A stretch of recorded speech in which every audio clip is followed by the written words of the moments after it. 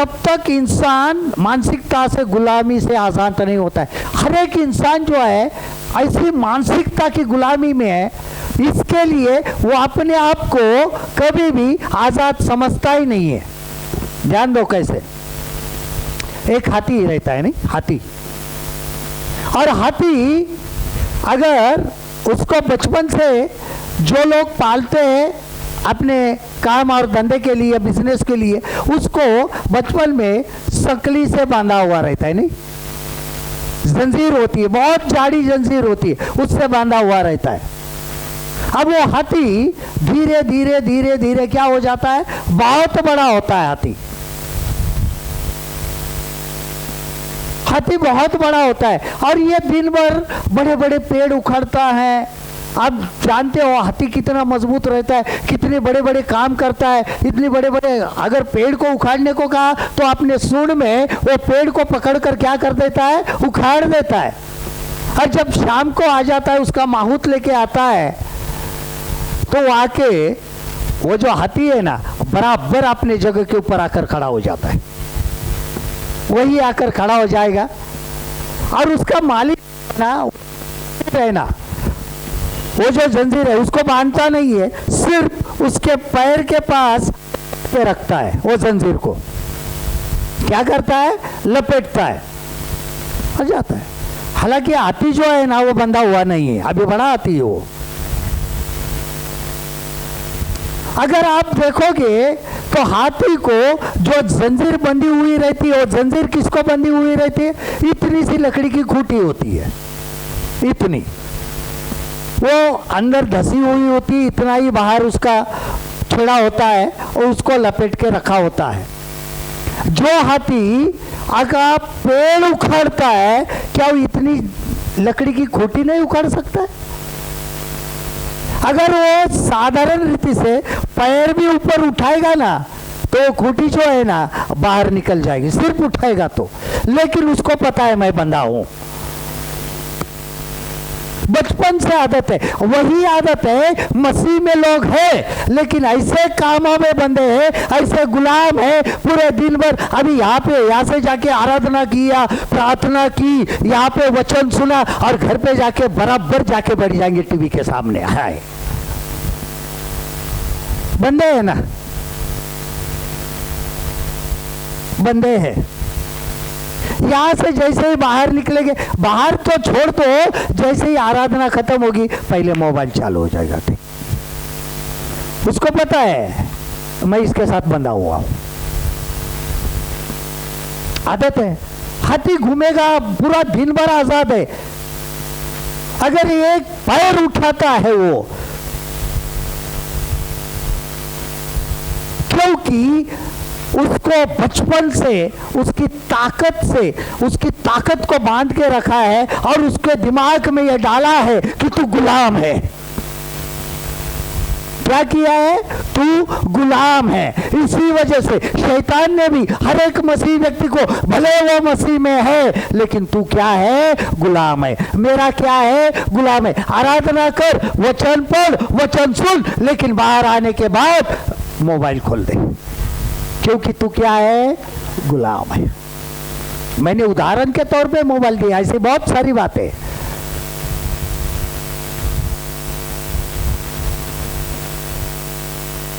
यहाँ पे पवित्र आत्मा से भरे हैं, लेकिन बाहर जाने के बाद में जैसे हाथी की ताकत होती है, वैसे ही पवित्र आत्मा की, हालेलुया, प्रेज द लॉर्ड, हमने ये निकाला, हमने भूत निकाले, ये निकाला, वो निकाला। और जैसे ही बाहर जाओ, शैतान बोलता है कुछ फायदा नहीं, तू उसका भूत निकालता है, लेकिन तेरे अंदर से मुझे कौन निकालेगा?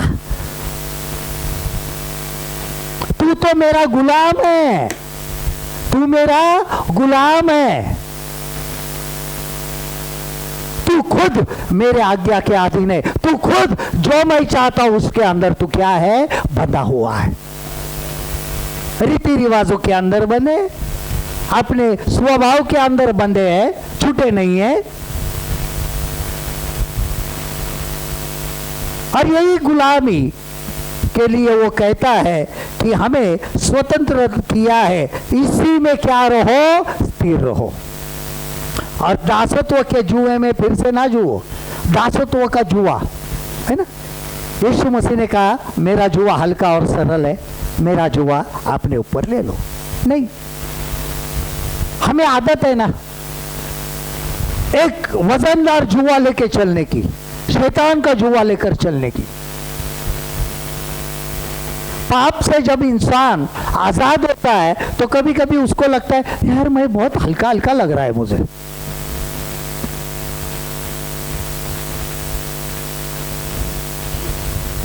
हे परिश्रम करने वालों और बोझ से दबे हुए लोगों, तुम सब मेरे पास आओ, मैं तुम्हें क्या कर दूंगा, विश्राम दूंगा। ये जुआ उठाकर बाजू रखूंगा, मैं तुम्हें हल्का कर दूंगा। लेकिन जो आदत लगी है ना वो जुआ उठाने की, छूटती नहीं है।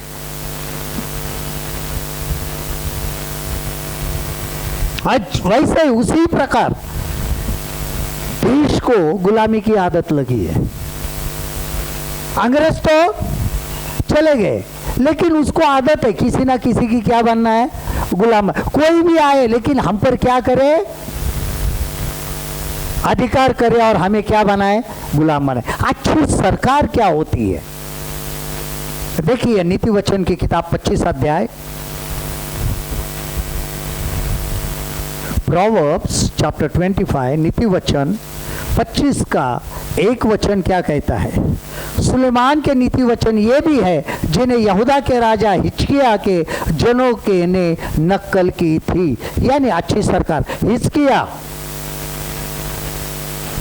नीति वचन 3 राजाओं को श्रेय देता है, एक सुलेमान, दूसरा हिजकिय्याह और तीसरा लमूएल।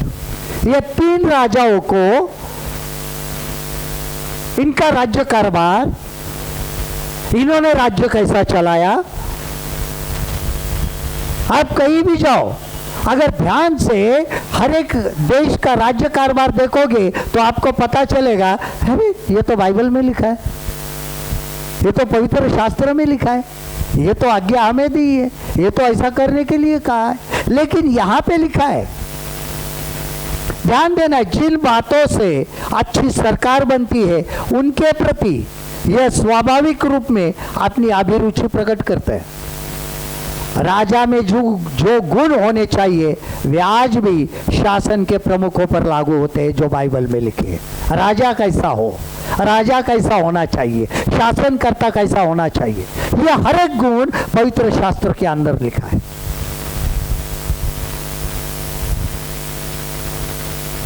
नीति वचन राजनैतिक दर्शन या प्रशासकीय योग्यता का उल्लेख नहीं करता है।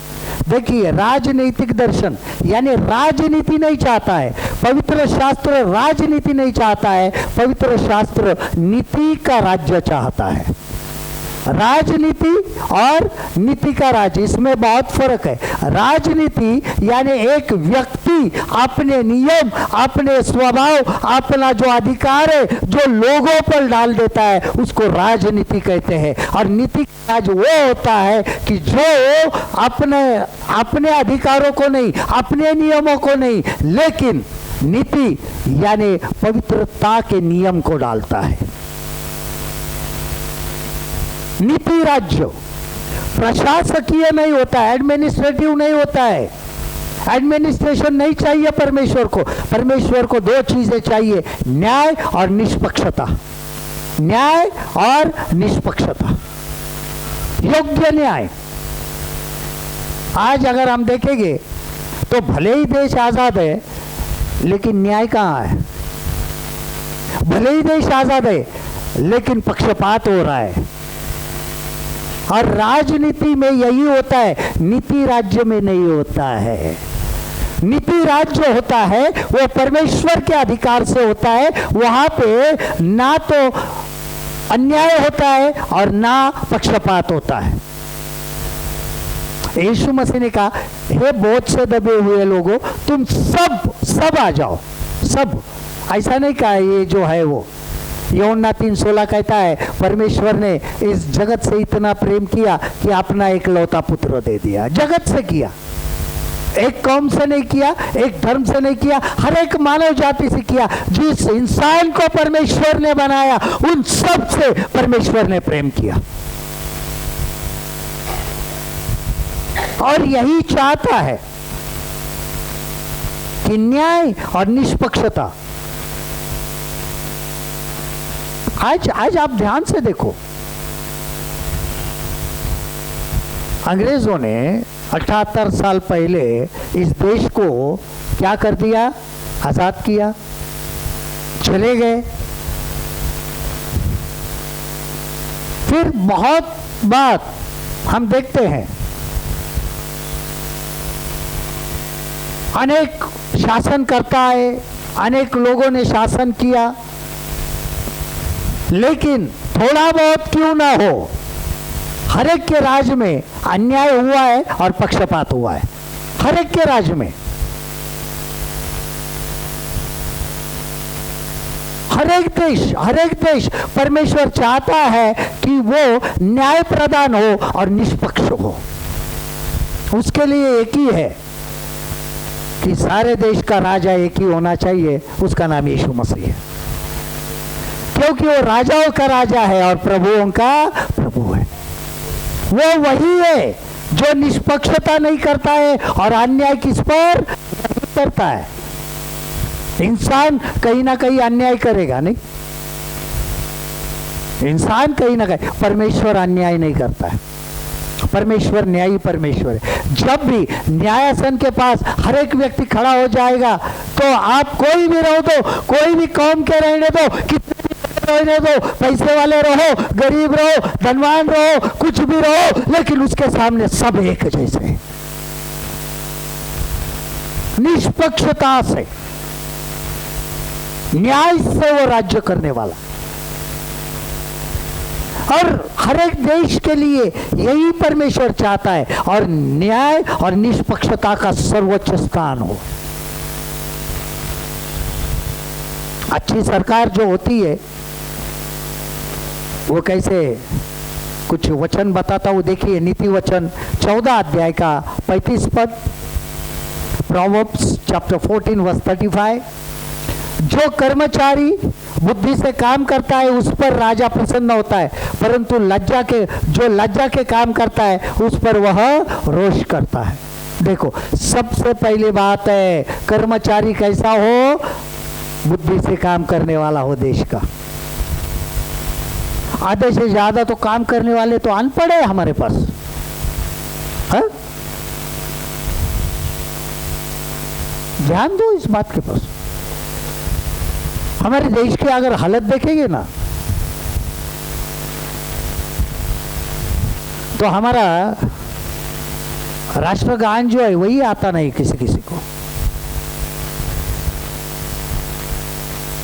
गलत ही बोल देते हैं।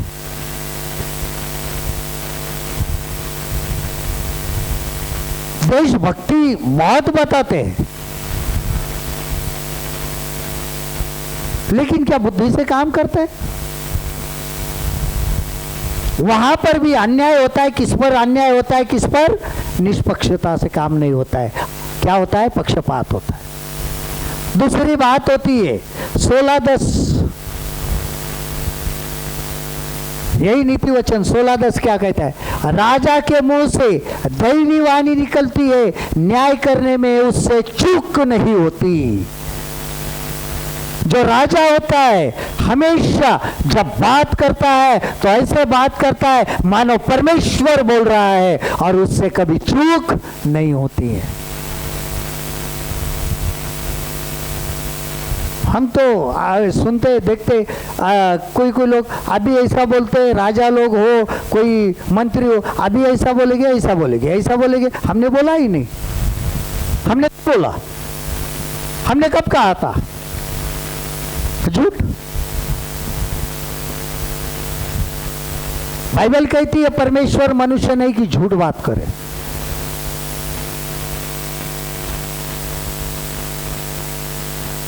इसके अंदर 12 और 13 वचन, दुष्टता करना राजाओं के लिए घृणित काम है, क्योंकि उनकी गद्दी धर्म ही से स्थिर रहती है। धर्म की बात बोलने वालों से राजा प्रसन्न होता है, और जो सीधी बातें बोलता है उससे वह प्रेम रखता है। आजकल अगर कोई सीधी बातें बोलता है तो तू गद्दार है। दुष्टता करना राजाओं के लिए घृणित काम है कहाँ है। और आजकल हम देखते हैं सिर्फ इसी देश में नहीं, हर देश में ऐसा है कि जो भी अधिकारी है, जो भी सरकारी अधिकारी है, जो भी न्याय करता है और जो भी राजा है वो घृणित ही काम कर रहा है, जो परमेश्वर को बिल्कुल पसंद नहीं है।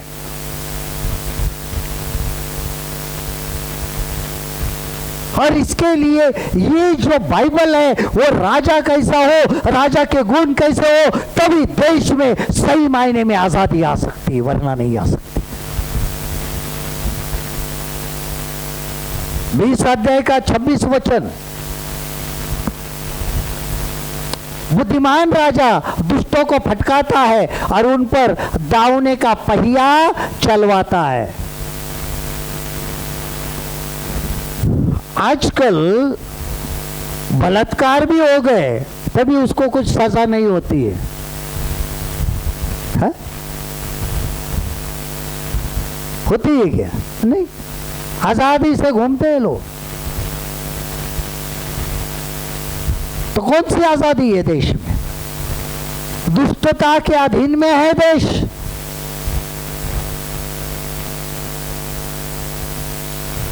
बुद्धिमान राजा दुष्टों को फटकारता है। आजकल किसी की फटकार नहीं है। जब दुष्ट काम करने वाले राजा के दोस्त बनेंगे तो वो फटकार नहीं सकता है।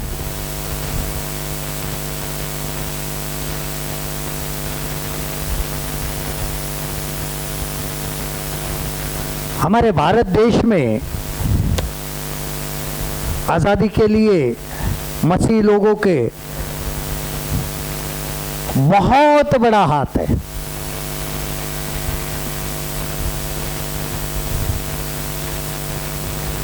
आजादी के अंदर जिन्होंने काम किया, सबसे पहले थी पंडिता रमाबाई सरस्वती, 1858 से 1922 तक। उसके बाद अक्कम आचेरियन केरला की, 1909 से 1982 तक।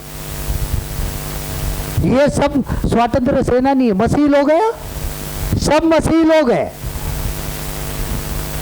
राजकुमारी अमृता कौर 1887 से 1964 रॉयल फैमिली से थी, मसीह थी।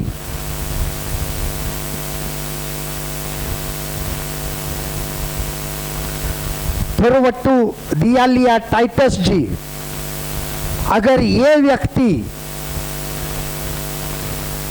गांधी जी के साथ थे। अगर आपको देखना है तो 500 की जो पुरानी नोट है, 500 की पुरानी नोट, उस पर एक पीछे एक छोटा सा इंसान चल रहा है, छोटा सा, उसमें वो ये है।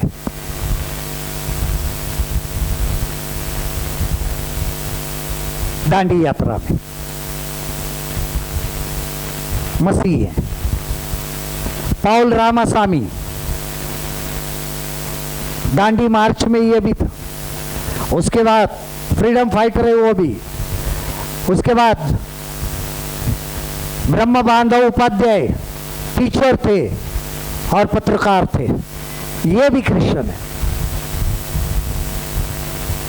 Kalicharan Banerjee free church of Scotland के ये वकील थे और कांग्रेस के मेंबर थे, क्रिश्चियन है। जैसी कुमारप्पा महात्मा गांधी के बहुत एक नजदीकी व्यक्ति। और उसके बाद जोहाकी मालवा बैंगलोर जर्नलिस्ट के लॉयर थे और मुंबई के शेरिफ थे। ये जितने भी 9 नाम है ये सब मसीह लोग हैं जो स्वतंत्रता के लिए लड़े। और कभी कभी लोग कहते हैं कि मसीह लोगों ने क्या किया।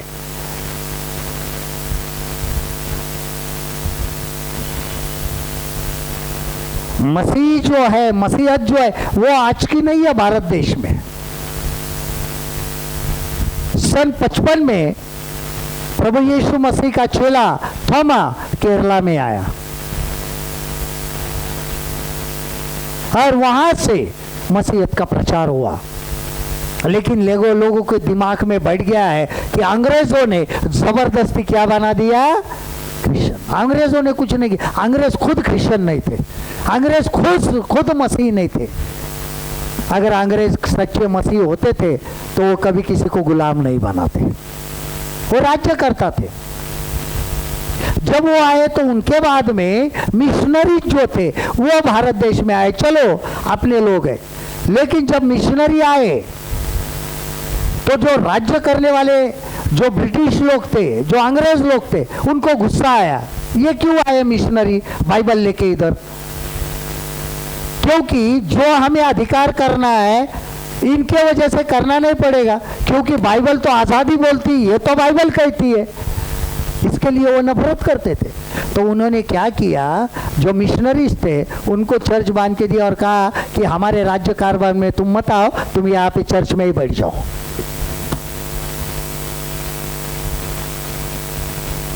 यह हकीकत है, यह सच्चा इतिहास है।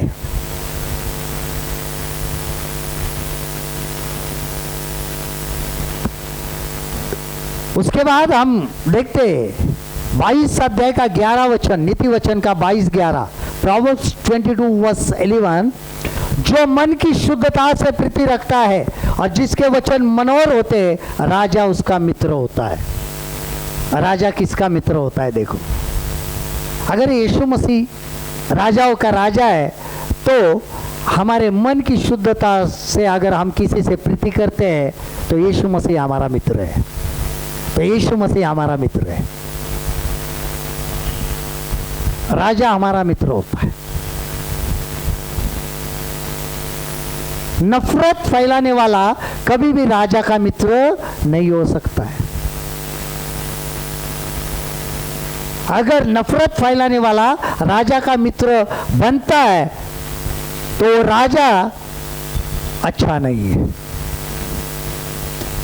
वो राजा के अंदर ही, खुद के अंदर ही क्या है? नफरत है। 25 अध्याय का 4 और 5 पद, चांदी से मैल धूल करने पर वह सुनार के लिए काम ही हो जाती है। राजा के सामने से दुष्टता को निकाल देने पर उसकी गद्दी धर्म के कारण स्थिर होगी। जब तक चांदी में से जो भी मैल होता है गर्म करके दूर नहीं करते हैं, वो चांदी शुद्ध नहीं होती है, वो चांदी में कोई शुद्धता नहीं होती।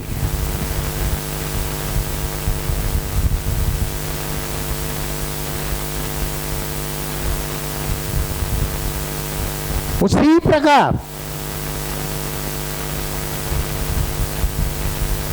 जब तक हमारे अंदर से मैल नहीं जाता है, हम उस सुनार के काम के नहीं है जो हमें कुछ बनाए, एक अच्छा बर्तन बनाए।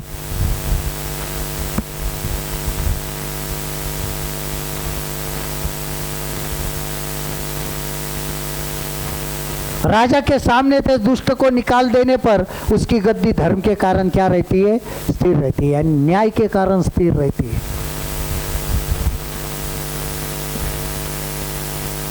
उनतीस अध्याय का 4 वचन देखिए,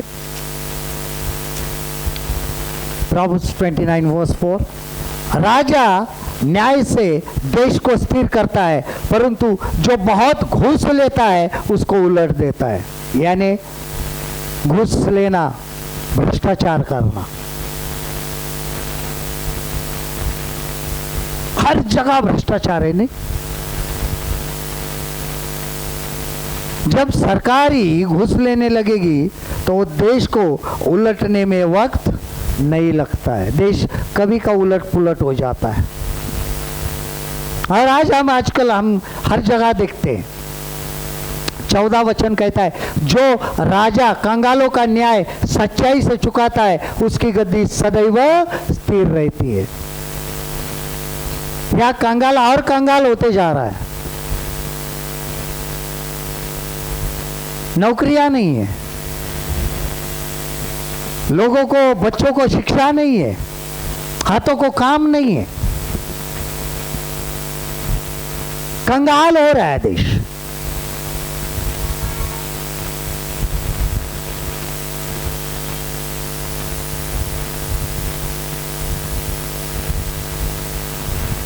इलेक्शन होने के पहले भारत देश पर 200 लाख करोड़ कर्जा था। उसके बाद इलेक्शन हुआ, अभी 2 महीने हुए, नहीं तो कितना हो गया मालूम है? $5 लाख कर्जा हो गया, यानी 205 लाख डॉलर। साधारण नहीं है। अगर ऐसे ही कुछ 6 महीने में बढ़ गया ना, तो अपने देश को ऊपर उठना नामुमकिन है। इसके लिए प्रार्थना करना है, जब तक मसीही लोग प्रार्थना नहीं करेंगे। दूसरा इतिहास 7:14 कहता है, जो मेरे लोग हैं, ध्यान से सुनना इस वचन को। दूसरा इतिहास 7:14,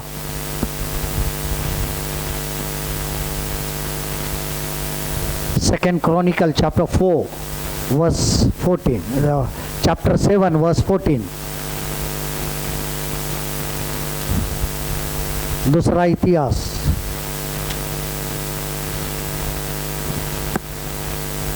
तब यदि मेरी प्रजा के लोग, ध्यान से सुनना इस वचन को, तब यदि मेरी प्रजा के लोग जो मेरे कहलाते हैं दीन होकर प्रार्थना करे,